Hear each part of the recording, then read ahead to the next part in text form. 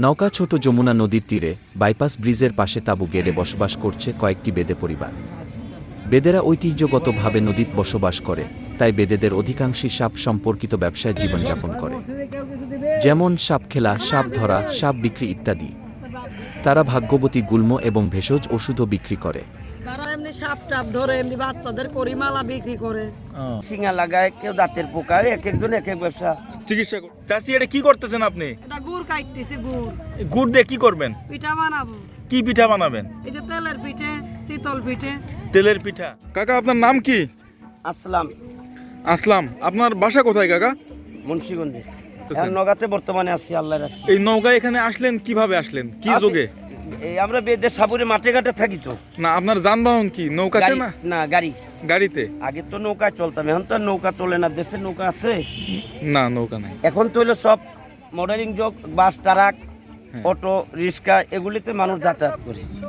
এক জায়গা থেকে আর এক জায়গায় ঘুরে বেড়াচ্ছেন। এখন কি করবো, গরিবের তো রাইতো যার দিন হতে। এখন কেউ তো আজ রয়েছি, কেউ তো 10 টাকার মাইল এনে দিল না, বলে একটা কম্বল দেখে একটু সাহায্য দেই, দেখে তা তো কেউ দেখে না। বাংলাদেশের প্রায় 8 লক্ষ বেদে আছে। তারা দল বেঁধে ভ্রমণ করে এবং কখনো এক জায়গায় কয়েক মাসের বেশি থাকে না। বেদেরা একটি প্রান্তিক গোষ্ঠী। আমরা আসছি আপনাদের এলাকায়, নওগাঁর ডিস্ট্রিক্ট এলাকায়, নদীর পাড়ে পড়ে আসছি। এই শীতের ভিতরে পড়ে আসছি, কেউ সাহায্য টাহ্যও করে না। আর আমাদের দিনমজুরির লোক, আমরা দৈনিক আনি, খাই দাই, চলে যাই এইরকমই করে। আমাদের দেশের বাড়ি ঢাকা বিক্রমপুরে, আমরা সাপুরের লোক। এরম যদি কেউ পারেন আমাদের সহযোগিতার মতো হাত বাড়িয়ে, কেউ দু একটা কম্বল, কেউ দু একটা সাহায্যটা যদি কেউ করে আল্লাহর হস্তে, ইনশাল্লাহ খুব ভালো হবে। আমরা খাই দাই, পথের ভারে পড়ে রয়েছি নদীর পাড়ে। সালাম আলাইকুম।